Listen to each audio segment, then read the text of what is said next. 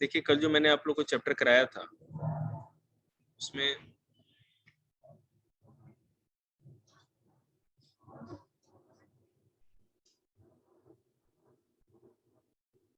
अलवार उनका जो थ्रस्टर होता है ना, थ्रस्ट जो पीछे से जो गैस निकलती है उनकी हवा से, उसके चलते बहुत आवाज होता है। और मैं आपको बता दूं, सुन तो ले साइंस मेरे भाई, सुन तो ले। अभी तक कोई भी दुनिया का देश है ना, इतने वैज्ञानिक प्रगति हो गई, साइंस का इतना एडवांसमेंट हो गया, लेकिन अभी तक कोई भी साइंटिस्ट ने इसका उपाय नहीं निकाला, इसका कुछ उपाय नहीं निकाल सकते। हाँ, लेकिन जो हेलीकॉप्टर होता है ना, बहुत सारे ऐसे हेलीकॉप्टर है जिनके साउंड को कम कर दिया गया है, मतलब कम वो शोर मचाए, ऐसे हो चुके। जैसे मैं आपको बता रहा हूँ, ओसामा बिन लादेन था ना, ओसामा बिन लादेन, तो उसको जो मारा गया, जिस हेलीकॉप्टर से गए थे लोग, सील नेवी वाले, ठीक है, वो मैं नहीं बताऊंगा, लेकिन मैं ये बता दूंगा आपको। अच्छा, वो वहां तार निकल गई, मैं सोची क्यों कनेक्शन नहीं आ रहा है, पहले कमजोर था ना, तो मतलब गए कमांडो, गोली मार दी, मर गए, खत्म, गोली थोड़ी ना मारी गए तो गोली मारी। और मैं बता दूं, बता, प्लेन क्रैश हो गया होगा, प्लेन क्रैश हुआ, हेलीकॉप्टर क्रैश, आग लगी। बिपिन रावत का भी ऐसा ही कुछ हुआ था। अरे मैं जो बोल रहा हूँ मेरी बात सुनो, तुमने ओसामा बिन लादेन की बात की ना, ओसामा बिन लादेन जानते हो कौन है? तुम्हें ये बिपिन रावत की बात कर रहा था। हम किसकी बात कर रहे हैं, तुम किसकी सुन रहे हैं? अरे यार ये सब है ना, मास्टर का खून चूसेंगे। मैं किसकी बात कर रहा हूँ मैंने, अच्छा ओसामा बिन लादेन जो आतंकवादी था उसका नाम क्यों लिया पता है? क्योंकि मैं आपको ये समझा सकूं कि जो हेलीकॉप्टर होता है उसमें ऐसी टेक्नोलॉजी है जो कम आवाज करती है। अमेरिका का जो हेलीकॉप्टर ब्लैक हॉक, ठीक है, ब्लैक हॉक जो हेलीकॉप्टर है वहां पे ना कमांडो सब यूज करते हैं। अभी यहाँ पर क्या करते हैं, अफगानिस्तान में जब पूरी अफगान की आर्मी जब अमेरिका जब वहां से निकला तो वहां पर वो मिल गया, वहां पर छोड़ के भागना पड़ा उन लोगों को। तो वो ऐसा हेलीकॉप्टर है, हम इंडिया के वो मिल चुका है, हम लोगों ने खरीदा है, वो बिल्कुल शोर नहीं करता, लेकिन हम लोग प्लेन में ऐसा कुछ भी नहीं कर पाए। लेकिन मैं आपको बता दूं, अमेरिकी प्रेसिडेंट के लिए जो प्लेन बनाया गया है, जो कहीं जाने आने के लिए, ठीक है, भारत के जो हमारे प्रधानमंत्री हैं मोदी जी का, उनका जो प्लेन है, तो इस तरह के प्लेन में और भी ऐसी व्यवस्था की जाती है कि अंदर बैठे हुए आदमी को बाहर का ज्यादा प्लेन का शोर नहीं सुने। अरे बहुत कुछ उसमें, मतलब मैं आपको बता रहा हूँ, कोई अगर मिसाइल से अटैक भी कर दे ना, मोदी के प्लेन की बात करें, अगर मोदी के प्लेन पे भी कोई मिसाइल से अटैक कर देता है, परमाणु बम से भी अटैक कर देगा, बाहर रेडिएशन फैलेगा, फिर भी अंदर के आदमी को कुछ नहीं होगा। समझ लो, एंटी मिसाइल सिस्टम होता है कि अगर आप मिसाइल से अटैक कर रहे हो ना, तो उसके अंदर से मिसाइल निकल के है ना, पहले उस मिसाइल को टकरा के दूरी खत्म कर देगा। कोई छोटा मोटा बात नहीं है भाई, देश का प्रधानमंत्री या उस इतने बड़े देश का राष्ट्रपति है, तो पूरे मैंने कि अमेरिका के जितने बड़े बड़े इंजीनियर हैं, जो तोप हैं अपने आप में, जो सबसे भयंकर सब, वो आते हैं सामने और वो ये काम करते हैं, मिल करके बनाते हैं। और डिस्कवरी चैनल अगर देखो तो आपको पता चले, मैंने खुद भी देखा था, वो बना रहे थे कि किस तरह से प्लेन को बना रहे थे, एक एक चीज निकाल के कैसे उसको मॉडिफाई कर रहे थे, अच्छा कर रहे थे। चलिए तब हम लोग हिस्ट्री पे आ जाए, साइंस से। नाथपंथी, सिद्धाज और योगीज, ये भी एक नए पंथ है धर्म में, 11वीं-12वीं शताब्दी में, 11th-12th सेंचुरी में, जब भारत में मुसलमानों का शासन था। मुगलों की बात करो या उससे पहले भी थोड़े बहुत जो गुलाम डायनेस्टी का मैंने पढ़ाया था, अलाउद्दीन खिलजी, कुतुबुद्दीन ऐबक, ये सब पढ़ाया था ना आप लोगों को, ये फिरोज शाह तुगलक, मोहम्मद बिन तुगलक, तो इन सबों के समय में भारत में ये नए नए धर्म निकल के आए। उसमें क्या है, a number of religious group that emerged during this period criticized the ritual and other aspect of conventional religion and the social order using simple logical argument. Among them were the Nathpanthi, Siddhacharya and yogis. They advocated renunciation of the world. Nathpanthi, सिद्धाज और ये जो योगी थे, ये भी एक नया पंथ है। इन्होंने कहा कि भैया अगर आपको भगवान को देखना है, मोक्ष की प्राप्ति चाहिए, जीवन मरण के एक चक्र है, इससे मुक्ति चाहिए तो आप संन्यास ले लो। रिनंसिएशन का मतलब होता है संन्यास, ठीक है ना, मतलब घर का त्याग कर दीजिए और अपने आश्रम में रहिए बाबा बन के। लेकिन ये सब तरह के बाबा नहीं जो बुगाटी में घूमते हैं। बाबा वो जो तपस्या करे, एकदम बिल्कुल जीवन का कोई भी मतलब ये चीज है उसका त्याग कर दे। देख बागड़ बिल्ला,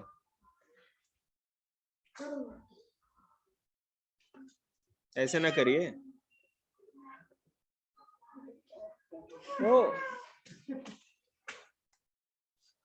वो किसी से नहीं डरती बिल्ली, वो गली के बच्चों से डरती, पीछे लग जाते हैं उसके पत्थर लेके। देखिएगा, to them the path to salvation lay in meditation on the formless ultimate reality and the realization of oneness with it. देखो, सेल्वेशन मतलब होता है मोक्ष, मूछ नहीं, मोक्ष समझते हैं ना, मोक्ष मतलब मुक्ति मिल गई, अब दोबारा जन्म लेके ये डांगरों की तरह हर बार मरना जीना ये सब चीज खत्म हो जाएगा। ठीक है। दूसरी बात कि अगर इस तरह का संन्यास लेकर के अगर आप भक्ति करते हो, तपस्या करते हो, तो एक चीज और होगी, वो आपको इस चीज का एहसास हो जाएगा कि भगवान है क्या, क्योंकि सब चीज तो एक है ना, भगवान तो एक है, ये इतने भी रूप हैं, हम अलग अलग तरह से पूजा करते हैं, ये वाली बात। सो टू अचीव दिस डे, ये तो हो गया, practice like योगासना, breathing exercise and meditation. तो भैया तपस्या कैसे करेंगे? जिसे नहीं कहते हम ध्यान मुद्रा में साधु या सन्यासी पहले जमाने के जो दिखते थे, तो अगर आपको ध्यान या मेडिटेशन करना है, उस लेवल पे जाना है, तो सबसे पहले आपको योगा का प्रैक्टिस करना पड़ेगा। योग क्या होता है या प्राणायाम क्या होता है? इससे ये फायदा होता है कि आप अपने सांसों पे कंट्रोल कर सकते हैं। जो आदमी योगी होता है क्या होता है, सांस लेना छोड़ना जो भी होता है उसकी चीज की प्रैक्टिस होती है। इस हिसाब से तो कैसे पता चलेगा कि भगवान होते हैं नहीं होते? आ गया। कौन बेटा होते हैं नहीं होते हैं? वो भगवान तो बस विश्वास है ना बेटा, भगवान नहीं होता तो कैसे आप यहाँ पर कैसे हैं? ये सृष्टि किसने बनाया? ये भी तो क्वेश्चन है ना। जिन क्वेश्चनों का, जिन प्रश्नों का जवाब है, जैसे मान लीजिए ये हवा क्यों बहती है, ये कैसे होता है, वो कैसे होता है, इन क्वेश्चंस का जवाब है तो ठीक है, वो साइंस है, साइंस से सब पता है। लेकिन जितनी भी चीजें इस सृष्टि में बनी है, आप खुद सोच लो, अपने शरीर को ही देख लो, हमारे शरीर के अंदर इतना सारा मशीन लगा हुआ है, इतनी वायरिंग है, न्यूरॉन्स होते हैं ना जो सिग्नल भेजते हैं, ब्लड वेसल्स होते, खून के पाइप होते, कितना कॉम्प्लिकेटेड शरीर है। किसी ने बनाया? कुछ कोई ऐसा तो होगा ना जिसने कुछ ना कुछ बनाया होगा। इतना बड़ा ब्रह्मांड है, कैसे बना? किसी ने ना किसी ने बनाया होगा, वही भगवान। जिस चीज को, जिसकी शक्ति का है ना, आप कोई अनुमान नहीं लगा सकते। अब उस भगवान का क्या अनुमान लगाओगे? हम कोई भी आदमी है ना, एक इन्वर्टर या छोटा मोटा ये बल्ब का आविष्कार कर दिया, हम लोग उसका गुणगान गाते हैं, करते हैं ना। और जिसने इस धरती पे सब कुछ बनाया है, बड़ी बात है ना। जन्म से लेके मृत्यु तक ये मशीन चलती ही रहती है। कोई लोग तो 100-120 साल तक ये मशीन चलाते रहते हैं। कौन सी? इंसान के शरीर की मशीन। देखिए, these groups became particularly popular among low castes, ठीक है। Their criticism of conventional religion created the ground for devotional religion to become a popular force in northern India. जो लो कास्ट की छोटी जाति के लोग थे, उनको हमेशा ब्राह्मण समझाते थे कि तुम पूजा नहीं कर सकते, तुमको मोक्ष नहीं मिल सकता, तुमको मुक्ति नहीं मिलेगी, तुम ब्राह्मणों को ही अधिकार केवल। लेकिन इन्होंने कहा कि कोई किसी भी जाति का हो, अगर वो तप तपस्या करता है तो वो उस चीज को पा सकता है, मोक्ष की प्राप्ति कर सकता है। ऐसे टांगे उठा के, आराम से बैठो। इस्लाम एंड सूफिज्म क्या है? अब ये जो इस्लाम धर्म, जो मुस्लिम धर्म हम देखते हैं, ये कैसे आया, कहां से आया? और सूफिज्म क्या है? सूफी धर्म भी एक होता है। The saints had much in common with the Sufis, so much so that it is believed that they adopted many ideas of each other. Sufis were Muslim mystics. Mystics मतलब चमत्कारिक पुरुष, तो नहीं, चमत्कार करते थे, जो कोई ऐसे बहुत बड़े ऋषि थे जो चमत्कार कर देते थे वो। They rejected outward religiosity and emphasized love and devotion to God and compassion towards all fellow human beings. पहले मैं सूफीज्म के बारे में बता दूं। मुस्लिम धर्म में ही मुस्लिम धर्म मानने वाले या इस्लाम धर्म मानने वाले कुछ लोग थे, ठीक है, और वो क्या था, जो इस्लाम धर्म मानने वाले थे उसमें से कुछ सोचते थे कि जिस तरह से सब लोग अल्लाह और मोहम्मद साहब को मानते हैं ये गलत है, ठीक है, हमको भगवान को दूसरे तरह से देखना चाहिए। वो किस तरह से भगवान को देखते थे, वो ये अजान पढ़ना, ये कलमा पढ़ना, नमाज पढ़ना, ये सब नहीं मानते थे। वो भी योगियों की तरह तप और तपस्या में बिलीव करते थे, बिल्कुल साधारण रहते थे। गांव या जो कस्बा होता था, जैसे शहर है, उससे दूर जहां कोई बस्ती नहीं हो, समाज से हटके रहते थे, एक अपना गुरुकुल टाइप का आश्रम बना लेते थे, ठीक है। सूफी सूफी संत क्या, हाँ इधर लेके आ।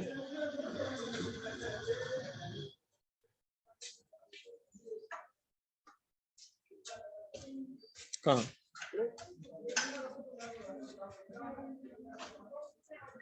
अरे बेटे तो डेट तो देखो ना, 23 सितंबर है ना, वो उल्टा डेट भी तो देखो। यहाँ पर 21 मार्च को 6 महीने का दिन होता है उत्तरी ध्रुव पे, और 6 महीने का दिन साउथ पोल पे होता है 23 सितंबर को। 23 सितंबर से 21 मार्च तक, और आगे लिख भी तो रखा है मैंने, पूरा सब कुछ लिख रखा है, जैसे लिखे आप कॉपी करो बस, बिल्कुल सही हो। तो सूफी, कुर्सी पे बैठ जाओ, वहां क्यों बैठे हो, आ जाओ। सूफी धर्म वो था जो इस्लाम के अंदर ही सुधार की बात होता है। हिंदू धर्म में पहले क्या था कि ब्राह्मणों को ही ज्ञान मिलेगा, ब्राह्मण ही पूजा पाठ कराएंगे, इन्हीं को मोक्ष मिलेगा, यही बैकुंठ जाएंगे, शिवलोक जाएंगे, ऐसा था ना।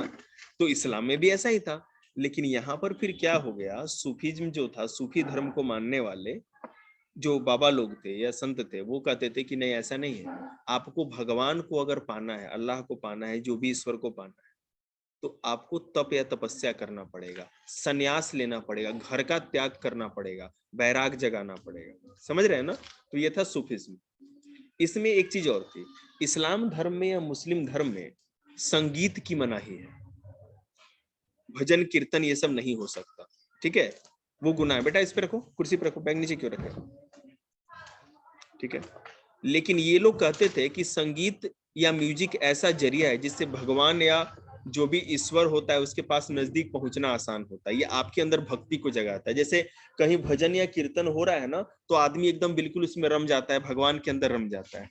तो ये मानते थे। तो ये लोग कव्वाली गाते हैं, कव्वाली सुनी है ना आपने, कव्वाली लोग जो होते हैं, कव्वालियां होते हैं, इस्लाम धर्म में जो होता है, मुस्लिम लोग करते हैं, ये सूफी धर्म से ही निकला है। सूफी लोग कव्वालियां गाते थे ताकि अपना भगवान से एक रिश्ता बना सके। जैसे आपको पता है ना, लवर जो होते हैं मतलब प्यार करने वाले, तो ये भगवान को अपना मतलब कि सबसे बड़ा क्या कहते हैं, भगवान से प्यार करते थे, एकदम उस तरह का रिलेशन बना के रखते थे, एकदम एक दूसरे के लिए उस तरह से। इस्लाम में देखते हैं क्या है, इस्लाम प्रोपोगेटेड स्ट्रिक्ट मोनोथिज्म और सबमिशन टू वन गॉड। ये कहता था कि भगवान केवल एक है और उसी वही सब कुछ है, दो भगवान नहीं होते, ठीक है। It also rejected idol worship and considerably simplified ritual of worship into collective prayers. एक इस्लाम धर्म ये कहता था कि भगवान की मूर्ति बना के पूजा आपको नहीं करनी, ठीक है। किसी भी मस्जिद में या कहीं पर भी मूर्ति नहीं बनाई जाती, अल्लाह की कोई फोटो नहीं होती, इनके धर्म में ये मनाही होती है, ठीक है। और जो लोग भी मूर्ति बना के पूजा करते हैं या इस तरह से फोटो बना के पूजा करते हैं, ये उनको काफिर कहते हैं, हालांकि ये खुद गधे हैं, इनको कुछ ही बताइए। सबसे मैंने बर्बर, सबसे अधिक जंगली जो धर्म है वो इस्लाम है। अब देखो, और ये कलेक्टिव प्रेयर्स मतलब सामूहिक प्रार्थना, जब नमाज पढ़ते हैं तो देखा है ना आपने, एक साथ सारे पूरे भर जाएंगे, सड़कों पे भर जाएंगे या वहां पे मस्जिद में जाएंगे, तो हजारों हजार की संख्या में एक साथ नमाज पढ़ते हैं ताकि इनके बीच में एकता बनी रहे। At the same time, Muslim scholars devoted a holy law called शरीयत।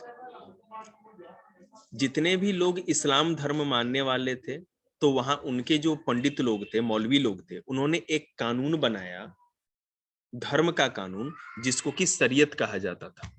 क्या कहा जाता था? शरीयत। शरीयत एक ऐसा कानून है, जैसे मैं आपको बताऊं, हिंदू धर्म में ऋषि मनु हुए, उन्होंने मनु स्मृति लिखी। तो हमारे समाज में कौन जाति क्या काम करेगी, किस तरह से पूरा समाज चलेगा, ये मनु स्मृति में लिखा हुआ है। तो इस्लाम में मनु स्मृति की जगह उन लोगों ने क्या बनाया? शरीयत का कानून। याद रखिएगा इस बात को।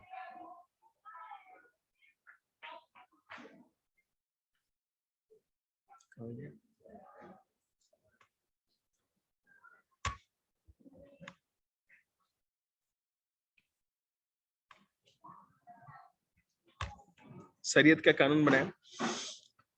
The Sufis often rejected the elaborate ritual and codes of behavior demanded by a Muslim religious scholar. They sought union with God much as a lover seeker his beloved.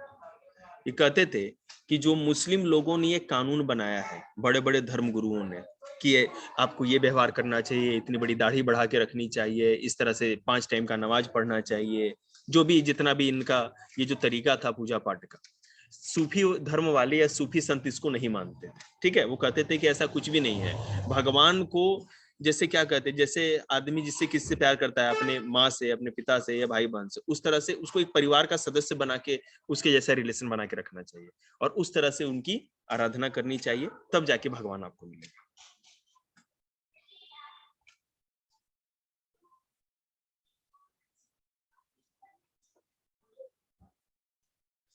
Like the saint poet, the Sufis too composed poems expressing their feeling and a rich literature in prose, including anecdote and fables developed around them. Among the great Sufis of Central Asia were Ghazali, Rumi, and Sadi. Like the Nathpanti Siddhas and Yogis, the Sufis too believed that the heart can be trained to look at the world in a different way. They developed elaborate method of training using जिक्र, chanting of the name of scared formula, जो माला जपते हैं उसको जिक्र कहा जाता था। देखो सूफियों ने क्या किया कि भगवान को एक परिवार के सदस्य की तरह माना, भगवान से अपना नाता बनाने के लिए क्या करता है? जिक्र, मतलब माला जपने का तरीका स्टार्ट किया, माला जपने वाला। दूसरा क्या था? कंटेम्पलेशन, समा है ना, समा महफिल जो कहते हैं, तो समा मतलब था सिंगिंग, कव्वाली गाते थे ताकि भगवान से अपने आप को जोड़ सके, और जब गाते थे तो डांस भी करते थे, उसको रक कहा जाता था। Discussion of parables, breath control etcetera, भगवान धर्म के मुद्दों पे चर्चाएं करते थे, धर्म पे अलग अलग लोग अपनी अलग अलग बातें करते थे। उसके बाद इसके साथ साथ क्या होता था, ये लोग ब्रेथ कंट्रोल मतलब योगा प्राणायाम भी करते थे, जिससे कि सूफी संत की बात कर रहे हैं, जिससे कि ज्यादा से ज्यादा भगवान से जुड़ सके। Under the guidance of a master of पीर, और ये जो भी जितना काम करते थे, ये अपने पीर गुरु को, हम लोग जैसे गुरुकुल में गुरु होता है ना, तो गुरु ही सिखाता है ना क्या काम करना है, किस तरह करना है। तो ये जो पीर होता था वही सिखाता था कि आपको किस, जो पीर होता था या गुरु वही सिखाता था कि आपको किस तरह से तपस्या करनी है, क्या व्यवहार करना है, सब गुरु सिखाता था। घी है ना बेटा, देसी घी, तो वो आवाज आएगी ना। तो गुरु को सूफी धर्म में, गुरु को या मास्टर को कहते थे पीर, और शिष्य या चेले को कहते थे, डिसिपल को क्या कहते थे? मुरीद। मुरीद। व्याकरण आ रहे हो या तलाक यार।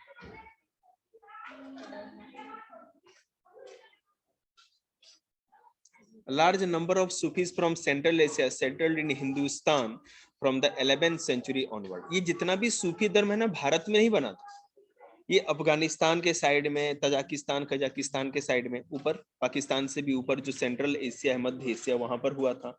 लेकिन ये भारत में 11th या 12th सेंचुरी में आया, जब भारत में मुसलमानों का शासन था। जैसे है ना तुगलक वंश का शासन, खिलजी वंश का शासन, सैयद वंश का शासन, लोधी वंश का शासन, बताया था ना आप लोगों को, डायनेस्टी का, और मुगलों का। इस समय ये सारे के सारे आए थे।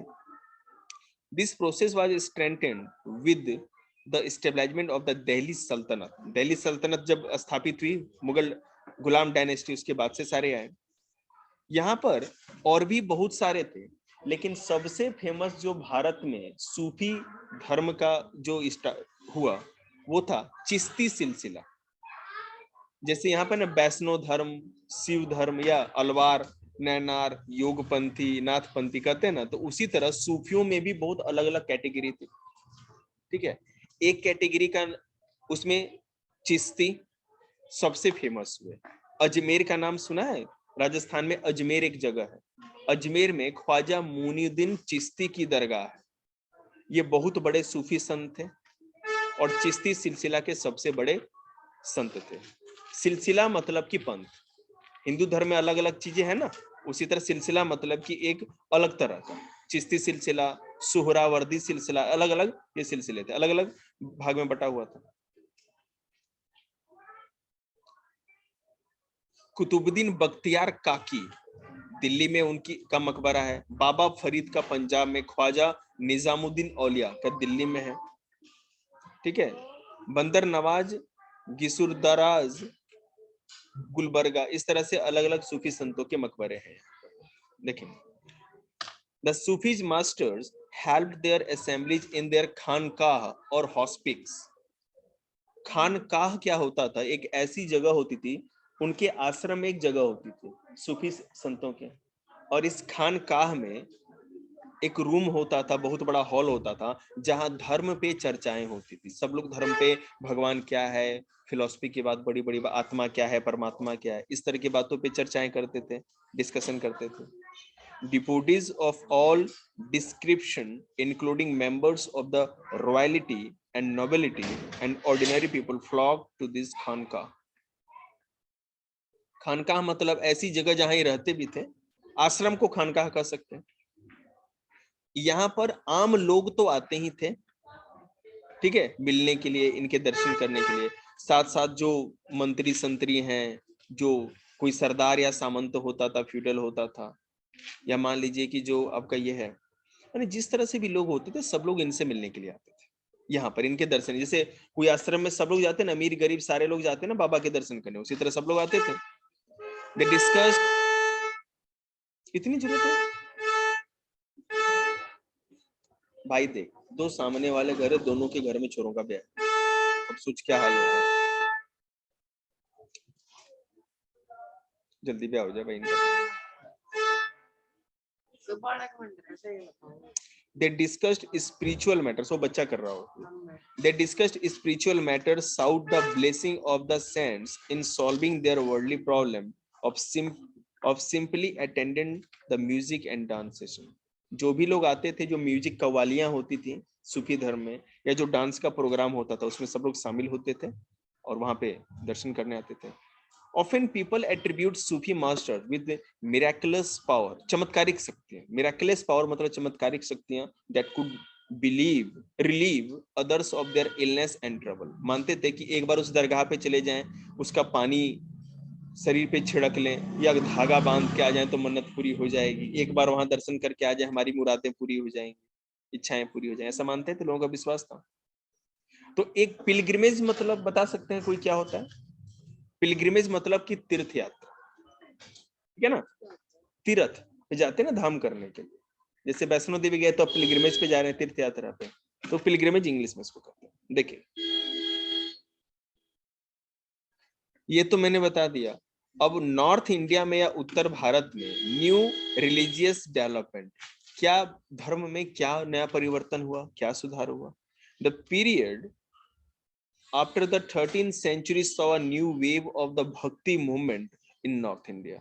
This was an age when Islam, Brahmanial Hinduism, Sufism, various stands of bhaktis and the Nathpants, Siddhas, Yogis influenced one another. इस समय नॉर्थ इंडिया में सारे थे, इस्लाम धर्म तो था ही, सूफी धर्म भी आ गया था, ब्रह्मा विष्णु महेश की पूजा हो ही रही थी, ब्राह्मण धर्म चल ही रहा था, नाथपंथी, योगपंथी और ये सारे के सारे आ चुके थे। इनके बीच में पूरा का पूरी जनता बटी हुई थी, किसको जो भी मानना है, अलग अलग लोग अलग अलग धर्म को या भगवान को अलग तरह से मानते थे। We saw that new towns and kingdoms were emerging and people were taking up new professions and finding new roles for themselves. Such people, especially craftspersons, pigeons, traders, and laborers, thronged to listen to these new scents and spread their ideas. हुआ क्या कि इस समय जैसे जैसे नए नए राज्य बसे, तो नए नए शहर भी, इससे पहले बताया था ना कि नए नए टाउन बसने लगे पूरे भारत में, नए नए शहर बसे, लोग शहरों में आके रहने लगे। अब शहरों में जो लोग रहते थे वो क्या करेंगे, अब शहरों में बेटा खेती तो कर नहीं सकते, तो कोई लोहार था, कोई बढ़ई था, इस हिसाब से अपना अपना काम करने लगा, पॉपुलेशन बढ़ने लगा। तो वो लोग सब लोग क्या करते थे कि इन सूफी संतों के दरगाह में, जिसको खानकाह कहा जाता था, वहां जाते थे, इनके उपदेशों को सुनते थे और उपदेश को सुनकर के अपना विचार बनाते थे धर्म के नाम पर। देखिए, some of them like Kabir and Baba Guru Nanak rejected all orthodox religion. जो कबीर थे और बाबा गुरु नानक देव जो थे, ये लोग किसी भी तरह से पुराने धर्म के तरीकों को इनकार करते थे कि हम नहीं मानते इस तरह के तरीके को, कि भगवान की मूर्ति की पूजा करो, ये करो, वो करो, किसी तरह का रीति रिवाज जो था ढकोसला ये मानते थे। ठीक है। Other like Tulsidas and Surdas accepted existing beliefs and practices but wanted to make this accessible to all. दे बेटा ऋतिक देना। हेलो, हाँ जी, कुछ इधर आ बेटा, तुम्हारे नानी जी।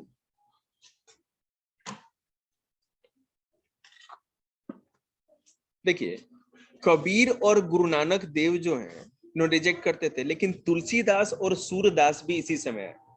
तुलसीदास के बारे में मैंने आप लोग को बताया था ना, कहानी बताई थी इससे पहले, बंदरवाली पूरी, जो अकबर बुला लिया था फतेहपुर सीकरी वाले किले में, बताया था। तो तुलसीदास भगवान राम के बड़े उपासक थे और उनका वैष्णव धर्म में बड़ा विश्वास था। सूरदास भी भगवान कृष्ण के बहुत बड़े भक्त थे। ठीक है ना। तो इन लोगों ने बस ये नहीं कहा कि आपको ये सारे तरीके भक्ति परंपरा छोड़नी है, ये बस ये चाहते थे कि सभी लोगों का, बिना जाति पाति के सिस्टम के, सभी लोग भगवान की भक्ति करें। तो ऐसे लोग थे जो भगवान की भक्ति में विश्वास करते थे, और कुछ लोग कहते थे कि कुछ भी मानने की जरूरत नहीं। तुलसीदास ने रामचरितमानस लिखा अवधी भाषा में, जो कि उत्तर प्रदेश में बोला जाता है, और आपको पता है कि एक बहुत इंपॉर्टेंट बुक है। एक भारत का मैप है, मैं यहां पर आपको बताऊं। गुरु नानक 15 से 16वीं शताब्दी में गुरु नानक देव आते हैं। वो कहाँ आते हैं? पंजाब में, राजस्थान में दादू। ठीक है, दादू नाम के एक संत हुए 16वीं से 17वीं शताब्दी में। हिंदी चलेगा ना? 16वीं 17वीं शताब्दी। ठीक है। मीराबाई राजस्थान में थी, आपको पता ही है, असिसवा को भी याद आया। नरसिंह मेहता, मैंने कल पढ़ाया था ना, नरसिंह मेहता गुजरात के हैं, ऑनलाइन में। ठीक है। उसके बाद ज्ञानेश्वर, नामदेव, तुकाराम, एकनाथ, ये कहाँ के थे? कौन बताएगा? महाराष्ट्र, महाराष्ट्र। देखिए, मल्लिकार्जुन, सॉरी, मणि कौसगर, रामानुजम, ये सारे के सारे तमिलनाडु के थे। नामलवार केरला के थे। अब देखो, उत्तर प्रदेश के कौन कौन से थे जो नॉर्थ इंडिया में थे? कौन कौन से महान, मतलब कैसे हुए? सूरदास, रामानंद, कबीर, रैदास, वल्लभाचार्य, तुलसीदास, चैतन्य देव। चैतन्य देव कहाँ के थे पता याद है? बंगाल के। ये मैप में आपको दिख जाएगा। ठीक है ना।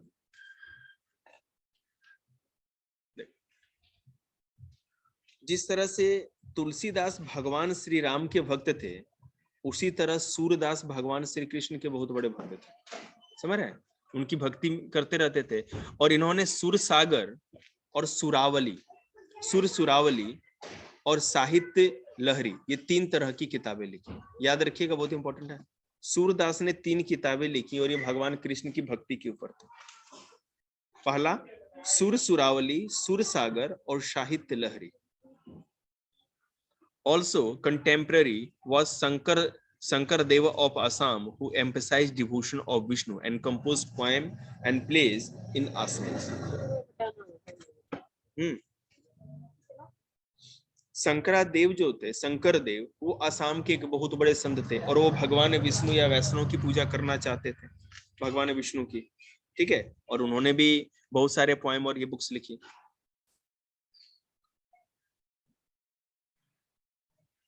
He began to practice the Satyakam Namgar in house of Rex. Okay. The tradition also inclines saint like Dadu Dayal, Ravidas, Mirabai. Mirabai was a Rajput princess. आपको पता है ना, मीराबाई जो थी राजपूत राजकुमारी थी और उनका विवाह मेवाड़ के एक राज परिवार में राजकुमार से हुआ 16वीं सेंचुरी में, 16वीं शताब्दी में। उस सर पाँव मत कर, मेरा फोकस नहीं बनता, आराम से पाँव रख। Mirabai become a disciple of Ravidas. Mirabai किसकी शिष्य थी? रविदास की, ठीक है। A saint from the caste consider untouchable. और रविदास पता है कौन थे? एक मोची थे, जो चमार जाति से होते हैं, छोटी जाति माना जाता है, उससे थे। और सोचो कि एक राजपूत राजकुमारी ने उनसे शिक्षा ली, उनको अपना गुरु बनाया। तो देखा ना, जाति पाति का सिस्टम सब खत्म हो गया। देखिए,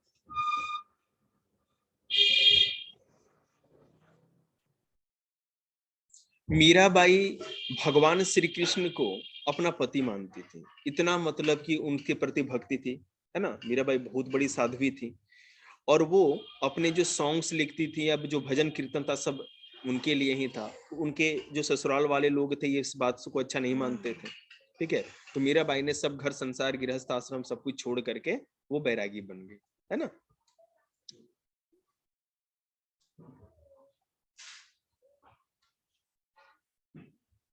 देख,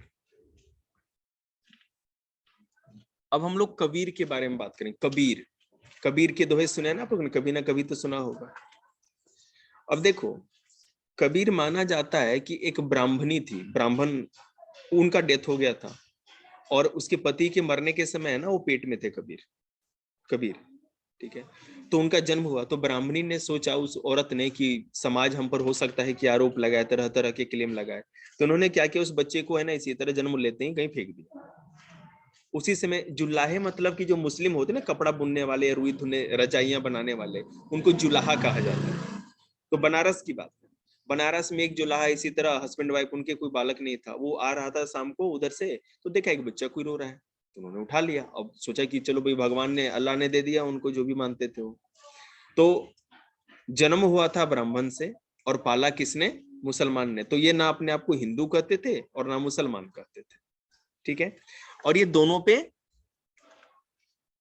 ही कमेंट करते थे। वो कहते थे कि अगर पत्थर में ही भगवान है तो मैं पहाड़ को ना पूज लूं, पहाड़ पे ही जल चढ़ा दूं तो ज्यादा भगवान मिल जाएगा। भोले बाबा पे ही कमेंट करते थे।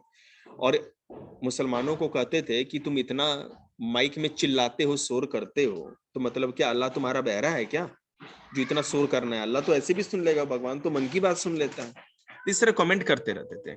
इन्होंने, ये अनपढ़ थे, ये अनपढ़ थे, इनको लिखना पढ़ना नहीं आता था, लेकिन इनका जो कलेक्शन था, या जितना भी इन्होंने जो बोला था, उपदेश दिया था, जितने दोहे अपनी भाषा में बोले थे, उसको बाद में जाकर के लिखा गया। और जिस किताब में लिखा गया उसका नाम था साखी and pads, said to have been composed by him and sung by wandering bhajan singers. Some of these were later collected and preserved in the Guru Granth Sahib, Panchwani and Bijak.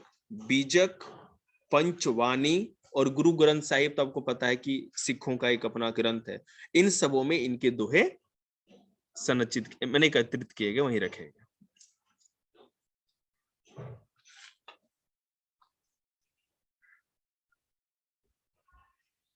जो भी धर्म था, धर्म से संबंधित जितने भी बड़े बड़े थे, कि भगवान पे जल चढ़ाओ। सर्दी लग रही है क्या? डंडा लग रहा है? बोर हो रहा है? बोर तो कोई भी। तो भगवान का पूजा करने का, जल चढ़ाने का, धूप अगरबत्ती दिखाने के, सबका विरोध करते थे, लेकिन ये सब झूठा ढकोसला है, दिखावा है। और मुसलमानों पे भी इसी तरह ये आरोप लगाते रहते थे। यही इनका धर्म का तरीका था बताने का। और ये कहते थे कि भगवान एक है, ठीक है ना। और उस भगवान तक पहुंचने का कोई भी मतलब कि आपको ये झूठा दिखावा नहीं करना, आप मन से भगवान को याद करो, उसी से भगवान खुश रहते हैं। गुरु नानक साहब जैसे नहीं होता है कि अगर जी घर में जिधर मंदिर उधर पाँव करके नहीं सोने देते, मुझे पता अरे भगवान उधर पाँव करेगा, शर्म नहीं आता। तो इसी तरह मैं एक इनकी कहानी बता दूं गुरु नानक साहब की पहले। तो गुरु नानक साहब पंजाब के थे, आपको पता ही है। और अभी जहाँ पाकिस्तान में जो पंजाब का एक तलवंडी गांव है ना, वहीं पर इनका जन्म हुआ था। पहले तो पंजाब दोनों तरफ था ना, अब तो बट गया। हुआ क्या कि एक दिन थके हारे गए तो मंदिर पे सो गए, और उनके पाँव है ना भगवान का जिधर मूर्ति था उधर ही हो गया। तो पंडित आए, इन्होंने खूब जगह, थके हुए थे, उठे नहीं, तो इनका पाँव पकड़ के घुमा के दूसरी साइड कर दिया। अब जिधर वो पाँव घुमाए उधर ही मंदिर का, वो क्या कहते हैं, मूर्ति आ जाए, उधर ही मंदिर का मुख हो जाए। घुमा घुमा के बाबा जी थक करके बैठ गए जमीन पे और बोले, प्रभु आप कौन हो, कोई भगवान तो नहीं? तो बोले कि भगवान तो सब दिशाओं में, कौन सा ऐसा दिशा है जहां भगवान नहीं है? भगवान जब सब जगह है तो आप कैसे कर सकते हो कि जहां आपने फोटो लगाई वहीं पर भगवान है? ये तो आस्था की बात होगी ना, मतलब आपकी गली वाली आस्था की नहीं, पूजा पाठ आस्था वाली। ठीक है, ये तो अपनी अपनी सोच या विश्वास की बात है। तो इस तरह का कहानी था। तो देखिए इनके बारे में, तलवंडी या नानक ननकाना साहिब इन पाकिस्तान, पाकिस्तान का पंजाब में एक तलवंडी नाम का एक छोटा सा जगह है जिसको अब ननकाना साहिब कहा जाता है। He travelled widely before stabilising a centre at Kartarpur Dera Baba Nanak on the river Ravi, a regular worship that consisted of the singing of his own hymns and stabilized there for his followers. Irrespective of their former creeds, caste, and gender, his followers act together in the common kitchen, langar. The secret space thus created the Guru Nanak was known as the Dharmsal. It is now known as Gurudwara. Guru Nanak साहब जो थे एक बानिया वर्ग था, खत्री। खत्री आपने surname सुना होगा। तो खत्री है ना, बनिया लोग होते हैं, तो उन्हीं के परिवार से। इनके फादर की एक ग्रोसरी शॉप थी, किराने की दुकान, ये बैठते थे वहां पे। इनका तो मन नहीं, अरे राशन की दुकान थी फादर की, इनकी बनिया थे खत्री। तो इनका मन नहीं लगता था, तो ये वहां से उठ के चल दिए, संन्यास ले लिया अपना, मैंने जो भी धर्म कर्म के काम पे निकल गए। इन्होंने 2-3 काम किए। एक तो किसी भी जाति पाति का सिस्टम हटा दिया, लंगर की व्यवस्था की। लंगर मतलब कि एक साथ बैठ के सारे लोग खाना खाएंगे, तो सारी छोटी बड़ी जाति का तो अंतर खत्म हो गया ना। दूसरा क्या किया कि धर्मशाला या गुरुद्वारा की स्थापना की, जहां पर सभी लोग आकर के भगवान के प्रति अपना जो भी है तपस्या है तब करेंगे, जो भी करेंगे।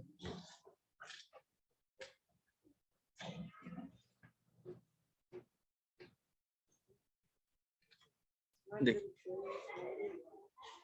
बिफोर हिज डेथ इन 1539, 1539 में इनकी मृत्यु के बाद Guru Nanak appointed one of his follower as his successor. तो अपने एक चेले को या शिष्य को इन्होंने अपना उत्तराधिकारी या आगे का बना दिया कि भाई मेरे गुजरने के बाद तुम ही आगे का काम धाम देखोगे। हिज नेम वाज लहना, उसका नाम था लहना। ये जो मैंने बात बोल दी ना, ये बहुत इंपॉर्टेंट है, बहुत पेपरों में आता है। गुरु नानक देव जब मरे तो उन्होंने किसको अपना उत्तराधिकारी या सक्सेसर बनाया? लहना, याद रखिएगा। ज्यादा मजबूत है बेटे तो दे दे बैग, यहीं छोड़ के जाते। देखिए, his name was Lehna but he came to be known as Guru Angad. उनका नाम लहना था लेकिन आगे जाके उनको गुरु अंगद कहा गया। ठीक है, signified that he was a part of Guru Nanak himself, और वो कहते थे कि मैं भी गुरु नानक का ही एक अंश हूँ। Guru Angad compiled the composition of Guru Nanak in which he added his own in a new script of Gurmukhi. इन्होंने, गुरु अंगद ने क्या किया कि जो पंजाबी लोग जिस लैंग्वेज में भाषा में लिखते हैं ना लेटर में, उसको गुरुमुखी स्क्रिप्ट कहा जाता है। जैसे देवनागरी हिंदी में होता है, रोमन होता है, इसमें क्या कहते हैं, इंग्लिश जो हम लोग लिखते हैं। ठीक है, लेकिन ये जो था गुरु लिखी, एक दूसरे तरह की स्क्रिप्ट थी। The 3 successor of Guru Angad also wrote under the name of Nanak and all their composition were compiled in Guru by Guru Arjun in 1604. To this complexion were added the writing of other figures like Sheikh Farid, Sant Kabir, Bhagat Namdev, and Guru Tegh Bahadur. In 1706, his completion was authenticated by his son and successor Guru Gobind Singh. It is now known as Guru Granth Sahib, the holy scripture of the Sikh. Guru Granth Sahib जो book लिखी गई, अभी जो सिखों का जो सबसे पवित्र ग्रंथ माना जाता है, इसका जन्म इसी तरह हुआ। सभी लोगों ने कुछ ना कुछ लिखा, उसमें जोड़ते गए और लास्ट में ये गुरु ग्रंथ साहिब के नाम से जाना जाने लगा। गुरु नानक के बाद सिख धर्म में 10 गुरु हुए और अंतिम जो गुरु थे गुरु गोविंद सिंह थे, ठीक है, जो औरंगजेब के जमाने में थे, और वो उनके मरने के बाद ये गुरु परंपरा खत्म हो गई।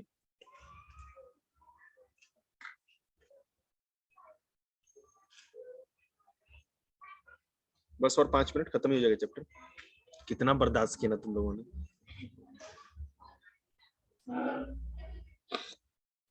जो भी चीज, पढ़ाई का एक पहला नियम है, जो भी चीज आपको परेशान करते रहे, मर गए रे, वही आपको जिंदगी में जमीन पे पटक देगी, आगे जाके वही रोकेगी आपको। इसलिए उस चीज को है ना, उस चीज पे ज्यादा ध्यान दो अगर मजा नहीं आ रहा है तो।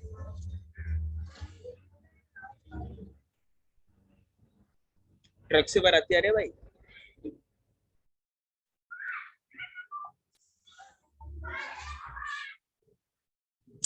अब देखिएगा, ये जितने भी सिख धर्म में हुए, उनका क्या हुआ, कितने अत्याचार उन पे किए गए। सिख धर्म जब आया, गुरु नानक देव जो थे ना, जिनका नाम बताया, उस समय भारत का मुगल का राजा पता है कौन था? अकबर। उसने गुरु नानक को कुछ भी नहीं कहा, बहुत अच्छा माना गया। लेकिन जैसे जैसे आगे समय बीतता गया, जो भी नए राजा मुगलों के आते गए, जैसे जहांगीर हो, शाहजहां हो या औरंगजेब, उन्होंने सिख धर्म पे या सिख गुरुओं पे बहुत अत्याचार किया। सुनिए कैसे। By the beginning of the 17th century, the town of Ramdaspur or Amritsar had developed around the central Gurudwara called Harmandir Sahib or Golden Temple. It was virtually self-governing, and modern historians refer to the early 17th century Sikh community as a state within the state. The Mughal Emperor Jahangir looked upon them and potential threat, and he ordered to execution of Guru Arjun in 1606. Truck से बाहर आती गिरे भाई, जीना मुश्किल हो गया। हुआ क्या कि जब जहांगीर ने इस चीज को देखा कि सिख लोग तो अपने में बढ़ते जा रहे हैं, अपने ही ज्यादा वृद्धि हो रही है इनकी, ठीक है ना, ये एक बहुत बड़ी सेना बनते जा रहे हैं, और हो सकता है कि आगे जाके मुगल वंश या मुगल डायनेस्टी पे खतरा कर सकते हैं, अटैक कर सकते हैं। तो इसने क्या किया, उस समय सिखों के गुरु 1606 में 1606 में 1606 में भारत का जो मुगल वंश का राजा था वो था जहांगीर या सलीम। उसने क्या किया, गुरु अर्जुन देव को फांसी की सजा दे दी, जान करके कि ये खत्म हो जाएगा, जब गुरु ही खत्म हो जाएगा तो आगे कोई हमारे खिलाफ विद्रोह नहीं कर सकता, समझ रहे हैं। उसके बाद the Sikhs movement began to get politicized in the 17th century, a development being culminated in the institution of Khalsa by Guru Gobind Singh in 1699. 1699 में, ठीक है, गुरु गोविंद सिंह ने खालसा की स्थापना की। एक खालसा मतलब कि पंजाबी सेना। देखते हैं ना खालसा क्या होते हैं, ब्लू कलर का कपड़ा पहनते, तलवार रखते हैं, बड़ी सी पगड़ी, वही कड़ा पहनेंगे, उसी को खालसा कहते थे। The changing historical situation during the 16th and 17th century influenced development of Sikh movement. The ideas of Guru Nanak had a huge impact on the devotion development from the very beginning.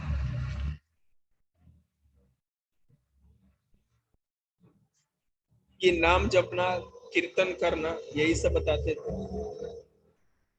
आगे जाके क्या हुआ, जब औरंगजेब भारत का राजा था, यहाँ ध्यान दो,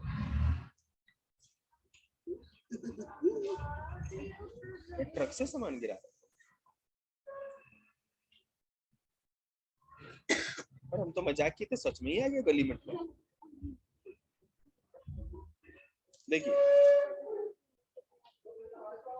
पूरी दुनिया खत्म हो जाए, मास्टर के प्लॉट के सामने ही सारी गाड़ियां लगी है,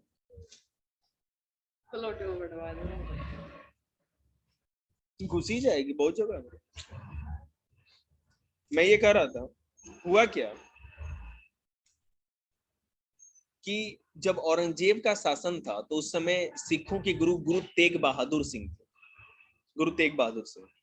उनको कहा कि तुम इस्लाम धर्म अपना लो, औरंगजेब ने, उसने कहा कि हम तो इस्लाम धर्म नहीं अपनाएंगे, तो बहुत यातनाएं दी गई, सजाएं दी गई और नहीं माने। लेकिन तो अंतिम में क्या किया कि उनको ये चांदनी चौक जो देखा है ना आपने, लाल किले के सामने एक गुरुद्वारा है, शीशगंज गुरुद्वारा, वहां पे गुरु तेग बहादुर सिंह का गला काट करके वहीं पर गला कटवा दिया था, गर्दन कटवा दी थी, और वो मुंडी वहां पे जो सर था उनको वो टांग के रखा था चांदनी चौक के चौराहे पे बहुत दिनों तक, ताकि लोगों में खौफ रहे, समझ रहे। तो आगे जब जो लोग सिख लोग आए तो उस जगह पे जहां उनका शीश काटा गया था उसी की याद में शीशगंज गुरुद्वारा, मतलब शीश मतलब की माथा, उसी की जगह पे वहां पर उनकी एक बहुत बड़ा गुरुद्वारा बनाया गया, शीशगंज गुरुद्वारा वहीं पे।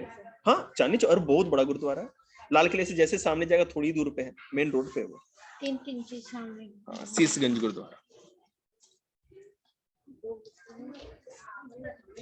चलिए बेटा चैप्टर खत्म। फ्रेंड से क्या था ना? हाँ